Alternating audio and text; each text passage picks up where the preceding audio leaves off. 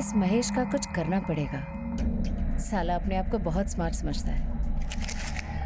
उसकी चिंता तुम मत करो मेरी जान, वो तो लूजर है। रुपेश चला गया, सुनील को बिजनेस का कुछ अता पता है नहीं, और गौरी वो तो दिमाग से वैसे ही पैदल है। बचा कौन? हम। आप बस इतना करिए कि सही वक्त पर सही इंफॉर्मेशन मुझे देते रहिए कि कब कौन कहाँ क्या कर रहा है। जज्बाती लोगों को बेवकूफ बनाना बड़ा आसान होता है। सब कुछ मूंद के न रख दिया तो कहना। क्या बात है। मैंने रुपेश को नहीं मारा। भागने का प्लान तुम्हारा ही था ना? जब उसने मना किया तो उसे मार डाला तुमने? मैं तो उससे प्यार करती थी। मैं खुद को मार सकती हूँ लेकिन रुपेश को नहीं मार सकती। उसके घर वालों ने मारा होगा उसे। उसके बाप ने। नफरत करता था वो रुपेश से। बहुत दर्द हो रहा है। मैं आराम से लगाती हूँ। तुम्हारा बाप भी ना जानवर है। कैसे मारा है तुम्हें? मुझे लगता है हमें भाग के शादी करना पड़ेगा। बाबा क्या चल रहा है? बाबा काय मारो बाबा। कितनी बार बोला दूर रहे इससे। आइंदा अगर मेरे बेटे के साथ दिखाई दी ना तो तेरी जान ले लूंगा मैं। चल निकल यहाँ से, निकल। उसके घर वालों ने उसकी शादी तय कर दी थी। वो बहुत डर गया था। मैंने उसे हौसला दिया, इसलिए वो मुझसे शादी करने के लिए तैयार हो गया। फिर हमारा प्लान था कि 12 सितंबर को हम घर से भाग जाएंगे। 12 सितंबर क्यों? क्योंकि 13 सितंबर को उसकी सगाई होने वाली थी। सर, मैं आनंदी में उसका वेट कर रही थी, लेकिन रुपेश वहां नहीं आया। मुझे लगा कि रुपेश ने मुझे धोखा दिया है, चला गया वो मुझे छोड़ के। मुझे बहुत गुस्सा आया कि उसे जान से मार दूं, लेकिन मैंने रुपेश को नहीं मारा। मैं उसे कैसे मार सकती हूँ? जरूर उसके बाप ने मारा होगा उसे पता चल गया था कि रुपेश और मैं सगाई करने वाले, और शादी भी। इसी गुस्से में ना उसने रुपेश को मार दिया होगा। हाँ, उसी ने मारा होगा। बहुत इज्जत प्यारी है ना उसे अपनी, इसलिए उसने ही रुपेश को मारा होगा। ठीक है,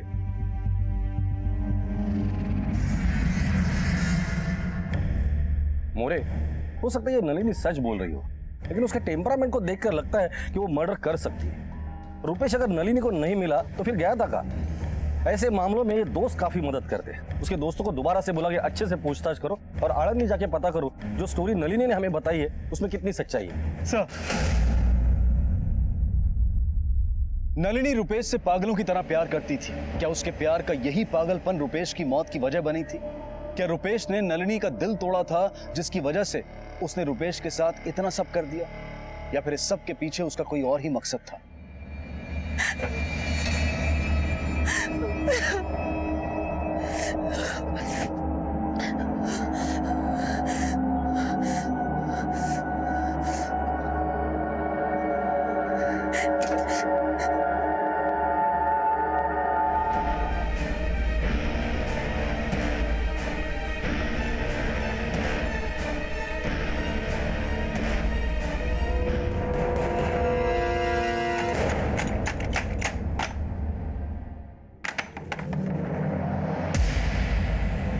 तू क्यों आया यहाँ? रुपेश तो गया, अब तो मेरे साथ ही मैच खेलना पड़ेगा। बकवास मत कर, समझा? क्यों? अब मेरी बातें बकवास लगने लगी हैं? मैंने कहा चला जाए तो जान से मार दूंगी। निकल यहाँ से। मैच तो तेरे साथ ही खेलूंगा।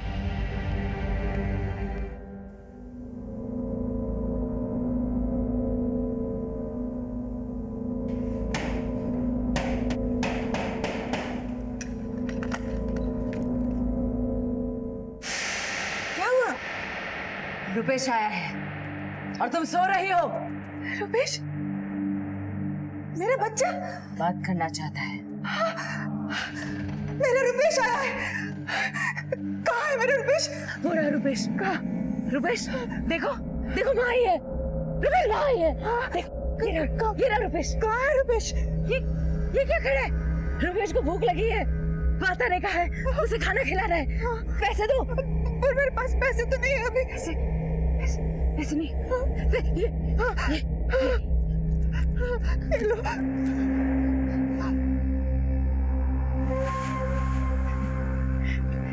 अब खा लेगा रुपेश, खा लेगा रुपेश। खाना प्रणाम करो।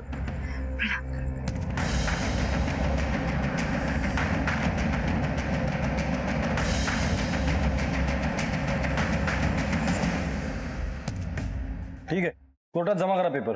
सर, हम आलंदी गए, वहाँ रुपेश और नलिनी की शादी की नोटिस लगी। पूछताछ में पता चला कि नलिनी वहाँ पूरा टाइम इंतजार कर रही थी जब रुपेश का मर्डर हुआ।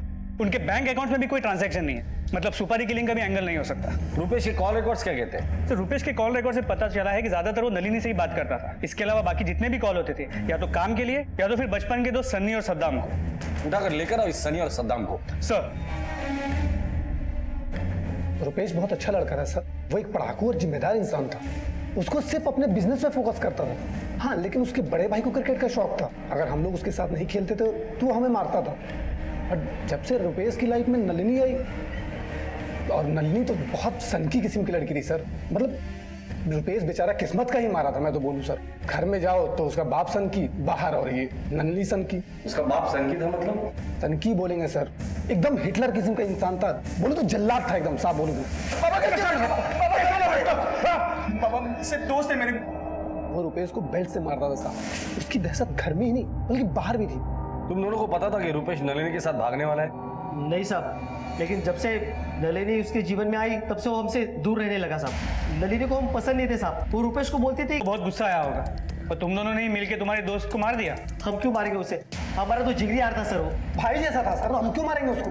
ठीक है, जाओ तुम। जरूरत पड़ेगी तो दोबारा बुला लूंगा। नजर रखो इन पर। लेकिन सर, एक बात गले से नीचे नहीं उतरती। गर्लफ्रेंड के कहने पे कोई अपने दोस्तों से बात करना क्यों छोड़ेगा? और नलिनी ने भी अपनी स्टेटमेंट में सद्दाम और सन्नी के बारे में कुछ नहीं बताया। लेकिन सबने एक बात कॉमन बताई, ये सुनील बहुत ही सन के आदमी था। नलिनी के पास मोटिव था मारने का, लेकिन अगर नलिनी ने रुपेश को नहीं मारा है तो फिर किसने मारा? इस सावंत फैमिली की पूरी इंफॉर्मेशन निकालो। सर,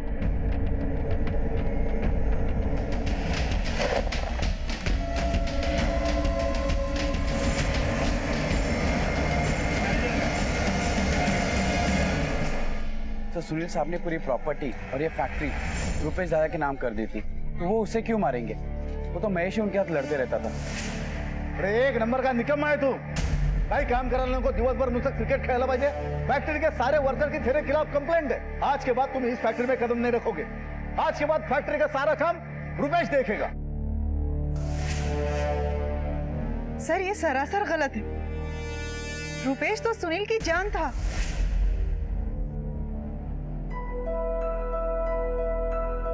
रुपेश तो ताकत था सुनील की, सबसे जिम्मेदार वही था. उसके बड़े भाई और चाचा तो किसी काम के लायक ही नहीं है.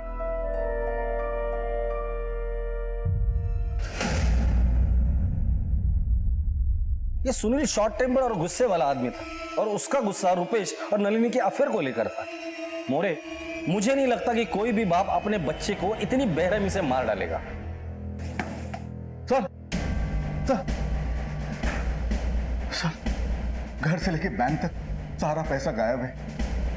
क्या? कब हुआ ये सब? रुपेश की जिस दिन एंगेजमेंट थी उससे एक दिन पहले. इसका मतलब रुपेश अपने घर से कैश और ज्वेलरी लेकर भागा है. ठीक है, आप जाइए, हम इन्वेस्टिगेट करते हैं. लेकिन सर, आप जाइए, हम इन्वेस्टिगेट करते हैं. जाइए प्लीज. मोरे, ये कैश और ज्वेलरी गायब होने से इस मर्डर केस की दिशा ही बदल गई है. एक बात तो कंफर्म है कि नलिनी जानती थी कि रुपेश कैश और ज्वेलरी लेकर भाग रहे हैं. हमारा प्लान था कि 12 सितंबर को हम घर से भाग जाएंगे. तो हो सकता है कि नलिनी ने रुपेश के कैश और ज्वेलरी लूट ली और उसे मार डाला. ये भी तो सकता है कि सुनील झूठी कहानी बना रहा है. हो सकता है, लेकिन एक बात कंफर्म है कि ये मर्डर प्यार और इज्जत के लिए नहीं बल्कि पैसों के लिए हुआ है. एक काम करो, बैंक में जाके इन सबके बैंक स्टेटमेंट निकालो तुम. सर,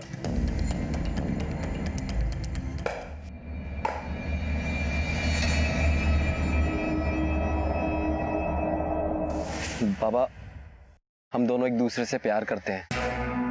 और शादी करना चाहते हैं। मैं इसके बिना नहीं रह सकता।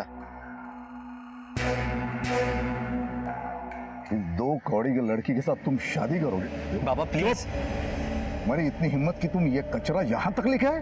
बाबा आप मुझे कुछ भी बोल लीजिए। समाज में हमारा एक स्टेटस है, हमारी बिरादरी के लोग ऐसी लड़कियों के साथ शादी नहीं करते। ए, तुम करोगे शादी इसके साथ? देखा? देख।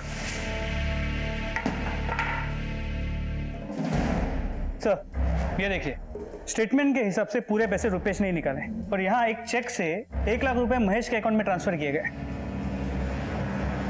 रुपेश ने महेश को इतने सारे पैसे क्यों दिए? इस बड़े बेटे की तरफ तो हमारा ध्यान ही नहीं गया। पता करो ये करता क्या है। मुझे तो लगता है ये सावंत फैमिली जैसे दिखती है वैसे है नहीं। महेश और रुपेश के बारे में ये फैमिली वाले ने तो बता दिया, अब बाहर वालों से पूछताछ करते हैं।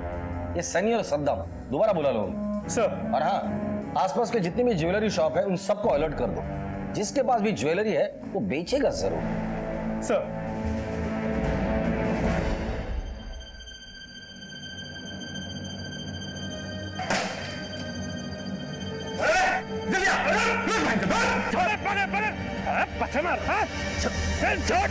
मुझे पकड़ने में 1 मिनट नहीं लगा। एक पत्थर फेंका, पकड़ लिया। उसने जो किया उसके लिए उसको नहीं पकड़ा।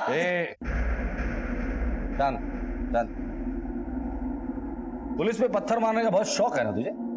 क्रिकेट में क्या करता था? बैटिंग। चल आज हम लोग बॉलिंग डालेंगे, तू बैटिंग कर। रुपेश को क्यों मारा? मारना चाहता था लेकिन मारा नहीं। आंख फोड़ दी उसने मेरी।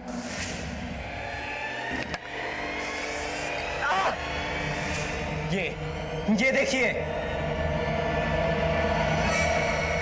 मेरा क्रिकेट का करियर खराब कर दिया। आई बाबा का प्यार छीन लिया। लेकिन मैं कुछ नहीं बोला, हमेशा चुप रहा, कभी कुछ नहीं बोला मैंने। साहब नाम के भाई थे, दोनों का 36 का आंकड़ा था साहब। एक दूसरे को सामने देखना भी पसंद नहीं करते थे साहब।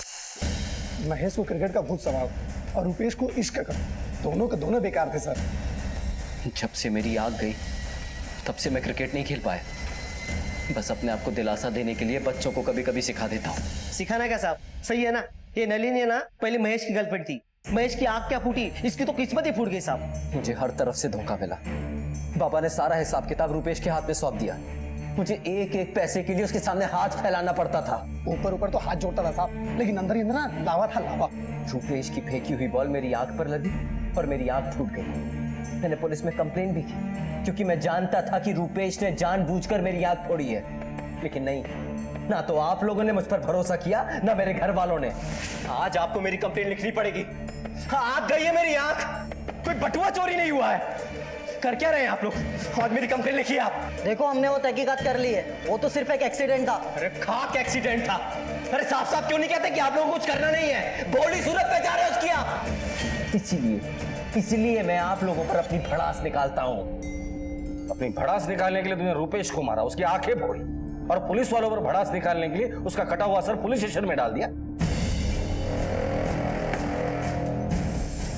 अब हम पुलिस वाले कैसे भड़ास निकाल दिया ना, वो दिखाता हूं तुझे। देखिए मैं आपसे क्या, मैंने उसको नहीं मारा।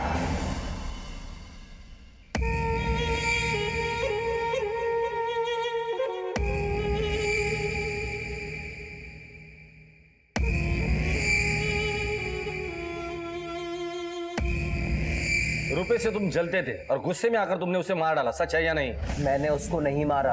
उसने तेरी आंख फोड़ी थी, तेरा क्रिकेट करियर बर्बाद किया था। मैं आपसे कह रहा हूँ मैंने उसको नहीं मारा। तेरे बाप ने सारा बिजनेस उसके हाथ में दिया था, सारा पैसा उसके हाथ में था। भिखारी की तरह तुझे पैसे मांगे। हाँ, भिखारियों की तरह पैसे मांगता था मैं उससे। भिखारी बना दिया था उसने मुझको। कभी समझने की कोशिश नहीं की उसने मुझे। हर बार ये जताता था कि मैं कुछ नहीं कर सकता। जब से बाबा ने उसके नाम पे वो बिजनेस किया था, मुझे नीचे दिखाने लगा था। वो भाई नहीं था, वो दुश्मन था, दुश्मन।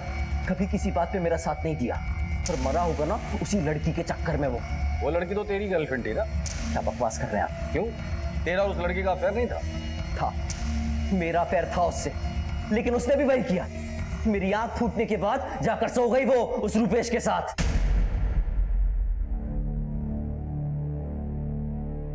महेश के लिए तुमने रुपेश को मार डाला। महेश वो तो पागल है। रुपेश के आगे महेश की तो कोई बराबरी ही नहीं थी। हो सकता है कि रुपेश ने अपने बाप के कहने पर तुमसे रिश्ता तोड़ना चाहा और गुस्से में आकर तुमने उसे मार डाला हो। नहीं सर, मैं ऐसा कैसे कर सकती हूँ? जिस गले में मुझे वरमाला डालनी थी उस गले पे छुरी कैसे चला सकती हूँ मैं? हेलो, क्या? ठीक है माते। सर, तलेगांव के घर में एक लाश मिली है। महेश को क्रिकेट का बहुत शौक था। उसे ऐसा लगता था कि रुपेश की वजह से ही उसकी एक आंख खराब हुई, जिसके कारण वो जिंदगी में कभी क्रिकेटर नहीं बन सकता। जब पुलिस को रुपेश का सर मिला तब उसकी भी दोनों आंखें फूटी हुई थी। तो क्या महेश था रुपेश की हत्या के पीछे? क्या उसी का बदला इस जुनून की हद तक पहुंच गया था? इस केस में पुलिस के शक की सुई 3 लोगों पर थी। रुपेश की प्रेमिका नलिनी, रुपेश के पिता सुनील और रुपेश के भाई महेश पर। रुपेश की हत्या के बाद पुलिस को एक और हत्या की जानकारी मिली थी। क्या इन दोनों हत्याओं का आपस में कोई कनेक्शन था? आखिर कौन था इन हत्याओं के पीछे? हाँ सर, मैंने फोन किया था, उधर लाश पड़ी है। आप लोग यहीं पे रुकना। जी।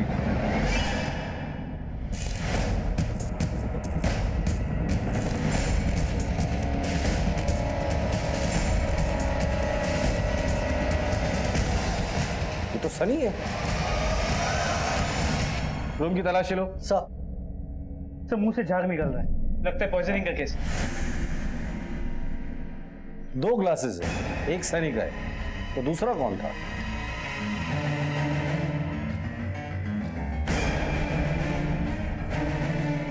मोरे, पहले रुपेश का मर्डर होता है, फिर सनी का।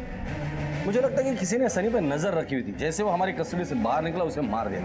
ये रुपेश का मर्डर और सनी का मर्डर है, एक दूसरे से कनेक्टेड तो नहीं? बॉडी को पोस्टमार्टम के लिए भेज दो। सर, मुझे ड्रॉअर में इतने सारे मोबाइल मिले पर किसी में भी सिम कार्ड नहीं है।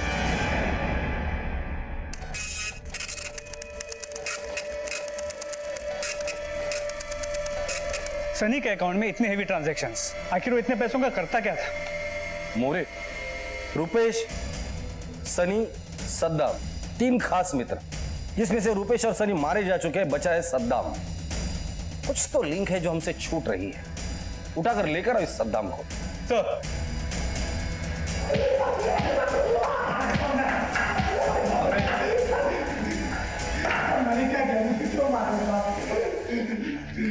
सनी के बारे में उसके पास इतना सारा पैसा कहां से आता था और करता क्या था? साहब, हम लोग क्रिकेट मैच में बैटिंग करते थे। सनी को उसकी लत लग गई साहब। महेश भाई भी बैटिंग करते थे, लेकिन वो रुपए से पैसे उधार लेते थे। ये सब तो पहले नहीं बता सकता था। निकल अभी तो, लेकिन शहर छोड़ के जाने के बारे में सोचना भी मत। नहीं जाऊंगा साहब, क्यों जाऊंगा मैं? जा।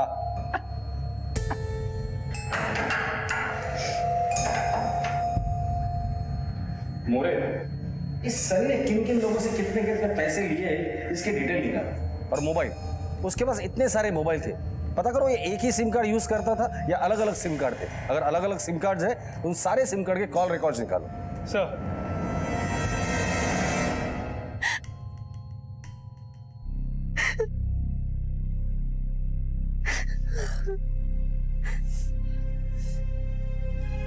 चुप हो जा बेटी, कितना रोएगी? तेरे आगे पूरी जिंदगी पड़ी है, आगे की भी तो सोच। होने को कौन टाल सकता है? मत रो इतना, मत रो बेटा, मत रो। सर, सनी ने बहुत लोगों से पैसे उधार लिए हुए और सभी उससे पैसे वापस मांग रहे। सरप्राइजिंग बात यह है कि उसने सभी को 15 सितंबर की तारीख दी थी पैसे वापस करने के लिए, रुपेश के मर्डर के ठीक 2 दिन बाद। मुझे महज इत्तेफाक नहीं हो सकता। सनी को पता था कि रुपेश और नलिनी शादी करने के लिए घर से भागने वाले और उनके पास कैश और गहने हैं। सनी ने प्लान बनाया, रुपेश को मारा, कैश और गहने लेकर भाग गया। उसके बाद सनी ने भी सुसाइड किया। लेकिन सवाल ये पैदा होता है कि वो कैश और जेवर है कहाँ? नहीं, ऐसा तो नहीं कि इस केस का मास्टरमाइंड कोई और ही है।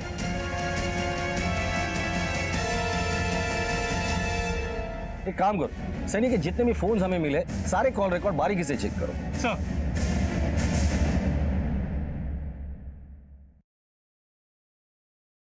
सर, सनी के नाम पे जो 8 नंबर्स मिले हैं उन सभी के कॉल रिकॉर्ड्स, इनमें से जो लेटेस्ट नंबर है उससे आखिरी कॉल रुपेश को किया गया है, वो भी ठीक उसी दिन जिस दिन वो गायब हुआ।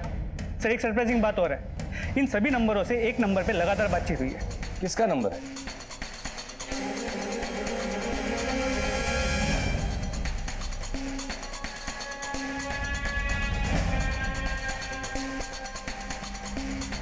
सर इधर।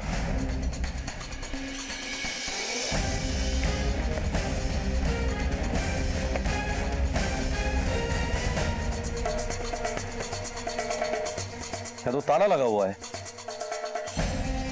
अरे सुनो, ये ताला कब से लगा है? पता नहीं सर। मोरे, दरवाजा तोड़ दो। सर घर की तलाशी लो अच्छे से।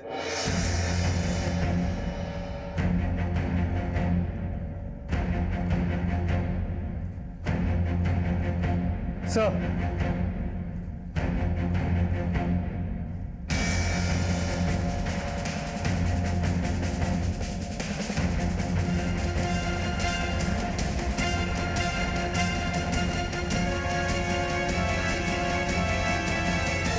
स्वागत है। हम सब की जिंदगी में ऐसे दोराहे आते हैं जहां हमें ना सिर्फ सोच समझ कर कदम बढ़ाना होता है बल्कि बहुत संभल कर आगे बढ़ना होता है। आज की कहानी भी एक ऐसी ही सोच को उजागर करती है कि इंसान अपने लक्ष्य को पाने के लिए किस हद तक जा सकता है और कितने संगीन जुर्म कर सकता है।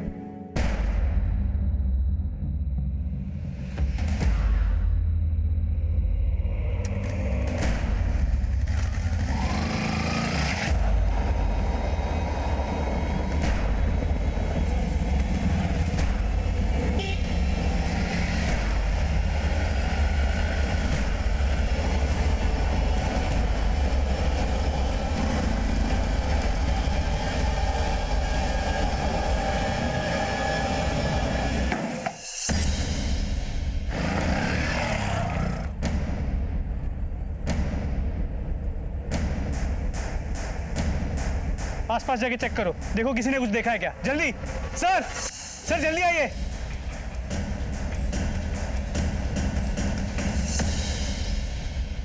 सर कटा हुआ सर, दोनों आंखें फोड़ी हुई। लगता है इसे यहाँ फेंक के कोई हमें चुनौती दे रहा है। इसकी फोटो हर पुलिस स्टेशन में सर्कुलेट करो। हो सकता है किसी ने इसकी मिसिंग कंप्लेंट लिखाई है। मोरे, अगर सिर यहाँ है तो धड़ कहाँ है इसका? महाराष्ट्र के पुणे शहर में पुलिस स्टेशन के ठीक सामने किसी सरफिरे ने कटा हुआ सर फेंक दिया। पुलिस को इस विक्टिम के बारे में कुछ नहीं पता था। उनके लिए केस अंधेरे में तीर चलाने जैसा था। किसी को इतनी दर्दनाक मौत देने के बाद पुलिस को भी चैलेंज करने की कोशिश की गई थी। पुलिस के लिए खुली चुनौती कई सवाल लिए खड़ी थी।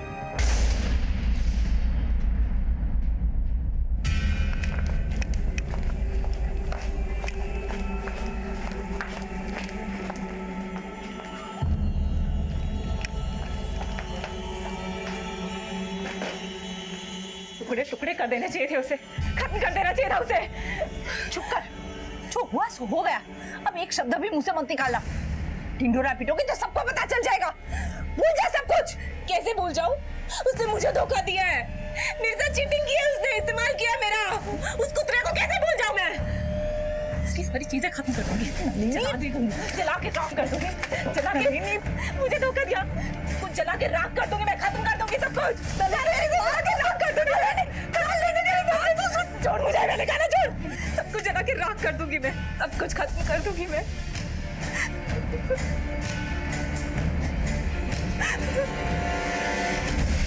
सिर को फोरेंसिक लैब भेज दिया है और स्केच को आसपास के सभी थानों में सर्कुलेट कर दिया, लेकिन कहीं भी विक्टिम के खिलाफ कोई भी मिसिंग कंप्लेंट दर्ज नहीं की गई। सिर के ऊपरी हिस्से में चोट लगी है, आंखें फोड़ दी गई और गला काट दिया।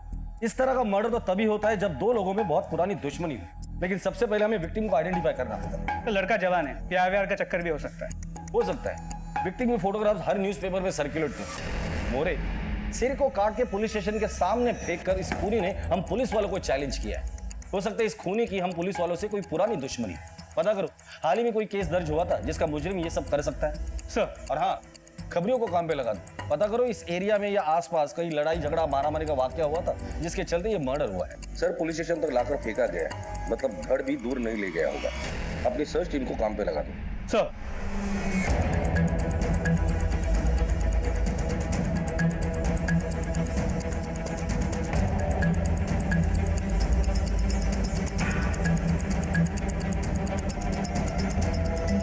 माता, मेरा बच्चा कहाँ है? माँ, माँ, मैं नंगे पैर महालक्ष्मी मंदिर जाऊंगी। माता सब बताएगी, माता सब बताएगी, माता सब बताएगी। माता को सब दिख रहा है, सब कुछ नजर आ रहा है। माता सब बताएगी, माता सब बताएगी। आएगी। हो गया इसका शुरू। क्या कर रहे हो? क्या पागल बना? तुम बीच में मत बोलो, मेरे बच्चे से ज्यादा कीमती नहीं है पैसे। माता माता हाँ माँ, सब दिखता है। कहाँ है मेरा बेटा? मेरा बेटा कहाँ है माता? वही लड़की है, उसी ने सारा सर्वनाश किया है, बुद्धि भ्रष्ट की है तेरे बेटे की।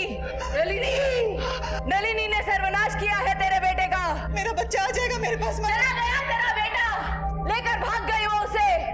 प्रकाश, गौरी, जितनी जल्दी हो सके ये सब बंद कर देना और किसी को इसके कानों कान खबर नहीं होनी चाहिए। तुम बीच में मत बोलो माता, आप उनकी बातों को ध्यान मत दो। मेरा बेटा आएगा ना? पूर्णिमा को आएगा तेरा बेटा। जय माँ। आधी रात को जब चांद पूरा होगा लौट आएगा, लौट आएगा। जय हो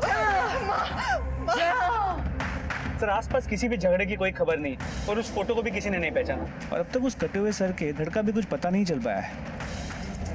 एक बात समझ में नहीं आ रही, अभी तक विक्टिम के घर वालों ने उसकी मिसिंग कंप्लेंट क्यों नहीं लिखवाई? तो दो चीजें हो सकती है, या तो विक्टिम अकेला रहता होगा, इसके लिए किसी को पता नहीं है कि वो मर चुका है, या फिर ये भी हो सकता है कि किसी पहचान वाले ने ही मारा होगा। ये भी हो सकता है। न्यूज़पेपर का क्या हुआ? सर, कल तक फोटो छप जाएगी। एक मिनट के लिए मान भी लेते हैं कि घर वालों ने जानबूझ के मिसिंग कंप्लेंट नहीं लिखवाई, लेकिन दोस्त रिश्तेदार कोई तो होगा जो आगे आएगा।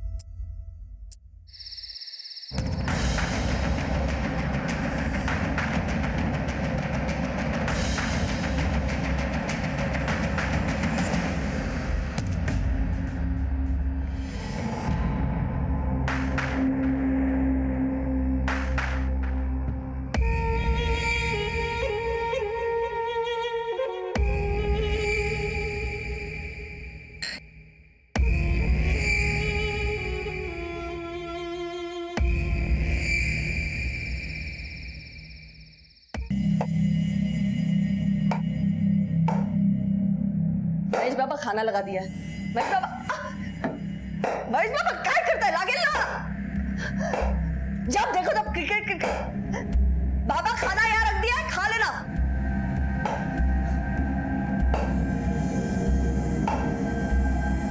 आज तो सही भूख लगी है, चैन से खाऊंगा। रुपेश, मेरी बात सुन। बेटा बेटा मेरी बात सुन। क्या चल रहा तुझे? क्यों तंग करी हो? तू ऐसा कोई काम मत कर जिससे तेरे ऊपर कोई खतरा आए, और फिर घर की इज्जत की भी तो बात है। अपने पापा को तू जानता है कितना गुस्से वाले हैं, और फिर तुझे कुछ हो गया तो मैं कैसे जीऊंगी बता। मेरी बात सुन बेटा। आई टेंशन मत ले, कुछ नहीं होगा। रुपेश आई कुछ नहीं होगा। रुपेश बेटा।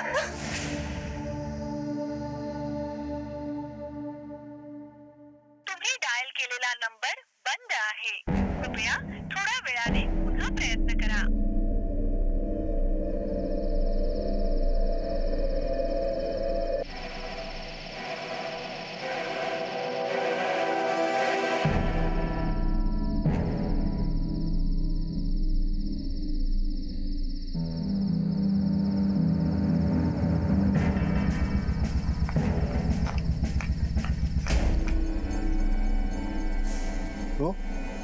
तू क्या करते इकडे? पहले मुझे ये बताओ कि रुपेश कहाँ है? तेरे साथ भागा था ना वो? मेरे साथ भागा था? वो तो मेरे पास आया ही नहीं। तूने क्या छुपाया ना? बता रुपेश कहाँ है? बता। ए, झूठ मत बोल। बोल तूने क्या किया मेरे रुपेश के साथ? बोल, क्या किया? तेरी इतनी हिम्मत तुम्हें मुझ पे हाथ उठाया? मुझ पे हाथ उठाया? क्या करो? जंगल वहां से। अरे तुम्हें कर लूंगा, तो जान लूंगा मैं। जानती है मेरे को। छोड़ूंगी नहीं मैं तुझे, समझे? ये पागल लड़के! अरे भैया छोड़ो, जाने दो, पागल है।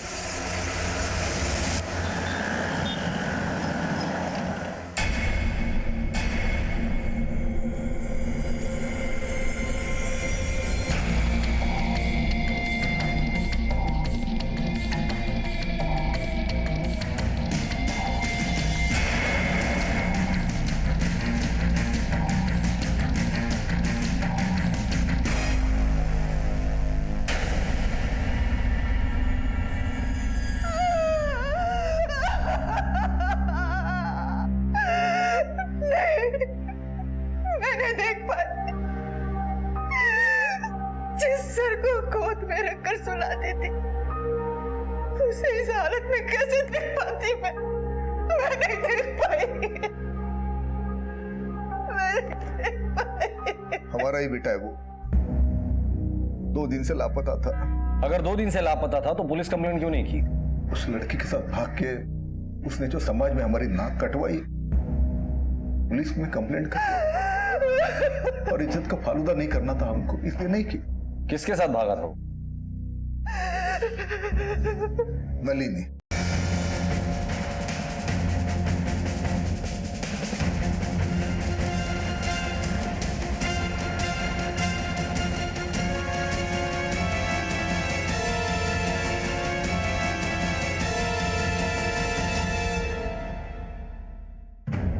बिना सिर की बॉडी रुपेश की हो सकती है। बॉडी को पोस्टमार्टम के लिए भेजो और कंफर्म करो ये बॉडी रुपेश की है या नहीं। मोरे, अगर ये बॉडी रुपेश की है तो कुछ कुछ बातें मुझे क्लियर हो रही है। सर एक मिनट। हेलो, क्या? ठीक है, तुम उसे उलझाए रखो, हम अभी आते हैं। तो ज्वेलरी शॉप से फोन था, कोई ज्वेलरी बेचने है। अरे मैम, मैं कह रहा हूँ ना, 2 मिनट तो रुकिए ना, टंच का रिपोर्ट आने दीजिए ना।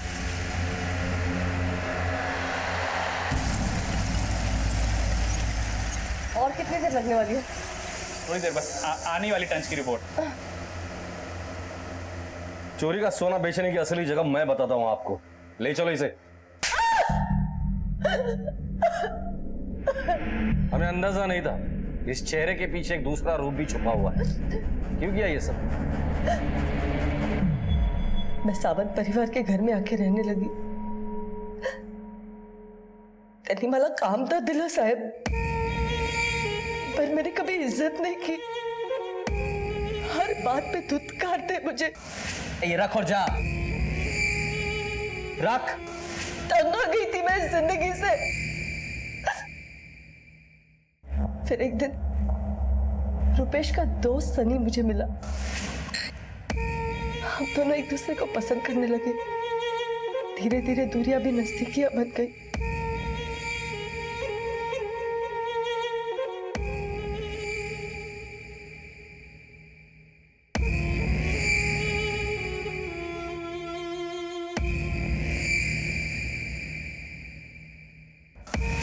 हम दोनों ही हालात के मारे थे सर। पैसे पैसे होते हमारा अपनी जिंदगी जीने के लिए।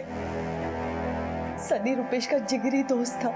उसे पता चला कि रुपेश नलिनी के साथ भाग के शादी करने वाला है और उसने बैंक से सारे पैसे और घर से सारे जेवरात ले लिए। बस फिर क्या, हमने भी प्लान बनाया। सनी ने रुपेश को फोन किया आनंदी जाने के बहाने। अरे यार रुपेश कुड़ा होता तू? चल लवकर चल यार, चल भाई जल्दी चल, चल लवकर।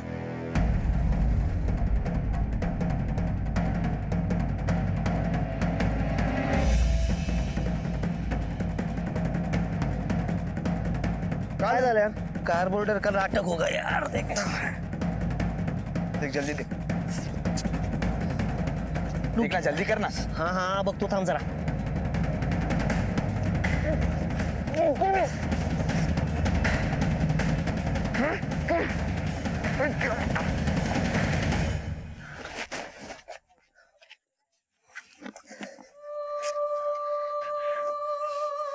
अब इसका क्या करना है?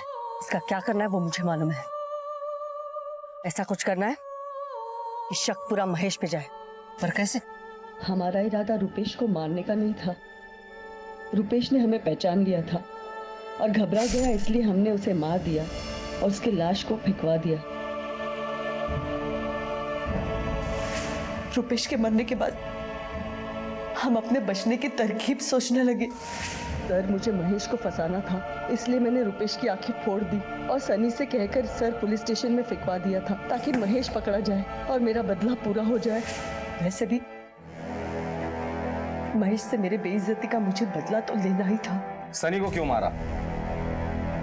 सर, सनी उस हादसे के बाद बहुत डर गया था और जब वो आप लोगों से मिलके गया तब वो मुझे आके धमकाने लगा था। देखा, मैंने बोला था तेरे को, लेकिन तू मेरी बात सुनती नहीं है। देख पुलिस अपने पीछे पड़ी है, सुन रहे तू? बाहर की खाल खींच रही है पुलिस। देख भैया, अपना बचना मुश्किल है, फांसी पे जाएंगे, फांसी पे। वो कुछ नहीं, अपन सरेंडर कर देते हैं। हाँ, पहले पहले मैं सरेंडर कर देता हूँ, ठीक है? सुन रहे तू? क्यों इतना टेंशन ले रहे हो? खुद को संभालो। हम सरेंडर कर देंगे पुलिस के पास, ठीक है? शांत हो जाओ।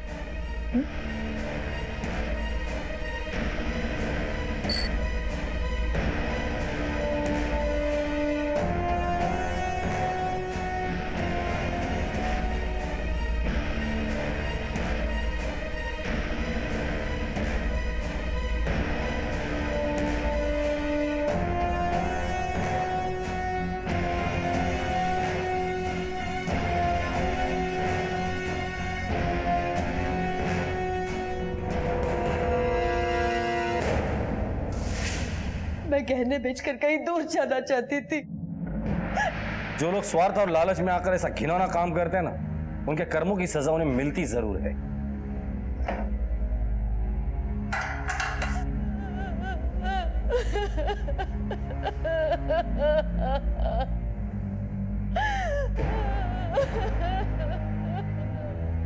इंसान की जिंदगी से ज्यादा कीमती इस दुनिया में कोई चीज नहीं है, लेकिन फिर भी कुछ लोग लालच के जाल में ऐसे फंस जाते हैं कि उनके लिए जिंदगी की कीमत ही खत्म हो जाती है।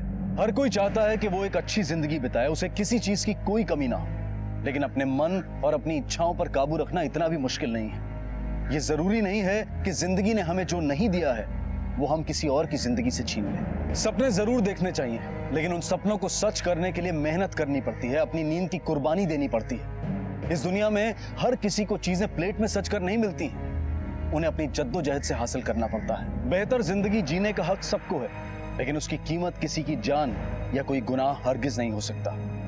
इसी विचार के साथ अब मैं अनूप सोनी आपसे विदा लेता हूं। फिर मुलाकात होगी अगले एपिसोड में एक और चौंका देने वाले केस के साथ। तब तक अपना और अपने परिवार का ख्याल रखें और देखते रहें क्राइम पेट्रोल डायल 100। सबक एक को सीख हम सबको। जय हिंद।